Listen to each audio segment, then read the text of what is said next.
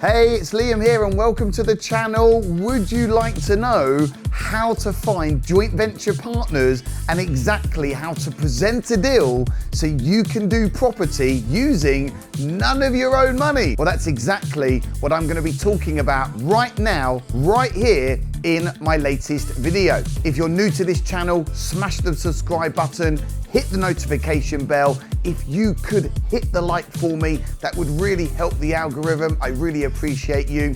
This is going to be an eye-opener, and once you master this, you will never worry about money ever again for your property deals.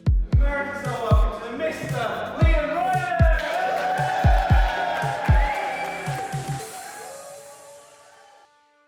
How to find joint venture partners. And what you need to remember is that joint venture partners are literally everywhere, okay?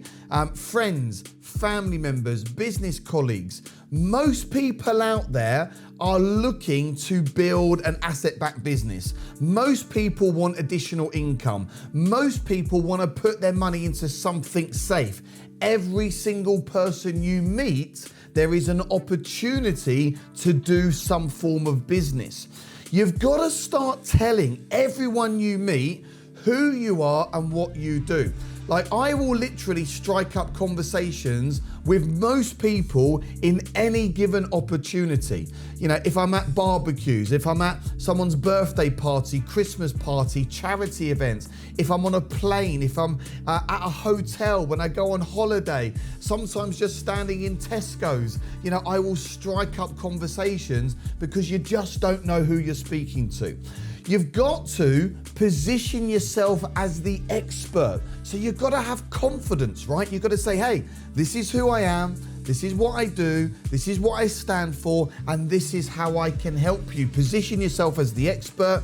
Be clear what you offer your investors. So you've got to understand, we've spoke about the products, the savings accelerator, the portfolio builder. Be clear what you offer. Go and attend lots of property business networking events and develop a very powerful 60-second elevator pitch. These are just 8 places where you can find JVs, business networking events, property networking events, social clubs, flying clubs, business angels, rugby sports clubs, charity events, friends and family members. You have investors in your phone right now. You have a network of people that you already know that have got access to cash. At the moment, they have no idea of what you do. So just remember, JV partners are everywhere. Everyone is an opportunity. These are just some of the places that you can go and find money. There's many, many, many more. I was at an event. My boy plays rugby, and a couple of years ago, I was on a rugby tour. I used that as an opportunity. I raised £50,000 from one of the other dads. Because, hey, I just love talking about property and business. So tell everyone who you are, tell them what you do, and say that you have got amazing opportunities available. Present the deal. Well, there's 3 key actions when getting an investor over the line. Number 1 is you need to make sure you fact find and information gather using the touch points so you know exactly what that investor is looking for. Action number 2, you've got to present a deal and you've got to build the desire. And action number 3 is wait and the money will come to you. So let me give you an example of something that has worked really well for me with some of my investors, because at some point you've got to get them over the line. You've got to get them to agree to do the JV so then you can move forward to activation. So let's just pretend for a few minutes I'm speaking to Dave, who is one of my new potential investors. I may say something like this. Hey Dave, it's been really good getting to know you. We've had a few coffees, we've been for lunch, and if I'm being completely honest with you, Dave, I'm really excited about working with you in the future. There's some really good synergy between us. And what I'd like you to do for me, Dave, is I'd like you to have a look at a deal that one of my other investors, John, he's a really smart guy as well, what John is doing, and just tell me what you think about the deal. Would that be okay? Now, of course, Dave is going to say yes. And I've sort of massaged Dave's ego by saying that he's also a very smart guy and John's a very smart investor. And obviously John wouldn't be doing this deal unless he was a smart guy. So I'm going to get the deal out my bag, and this will typically be a 3, 4, 5-page PDF document, gives the numbers, where the deal is, goes over the deal with the investor. And I'm going to give that to Dave. So I'm going to go, Dave, here's the deal. Just have a look and tell me what you think. Now, 2 things normally happen at this point. They normally look through the PDF document, and number 1, they say, oh, this deal isn't for me. I'm not interested in this deal. And at that point, you will say, hey, Dave, this isn't your deal, remember? I'm not selling you anything. This is for John, but just out of curiosity, what is it about this deal that you don't like? What is it about the deal that you don't like? Give me some feedback of what you're thinking. I then go back into fact finding and information gathering. But what normally happens 9 out of 10 times is the investor, Dave, will be looking at the pack. Of course, this is a great deal. Otherwise, I wouldn't have given it to him. And he goes, wow, yeah, I like the deal and I like the location, and you have a bit of a chit chat. And then Dave will go, hey, Liam, hey, could I have the deal? What do? The takeaway close. You say, hey, Dave, I would love to give you this deal, but this deal, I'm afraid, is not for you. This is for John.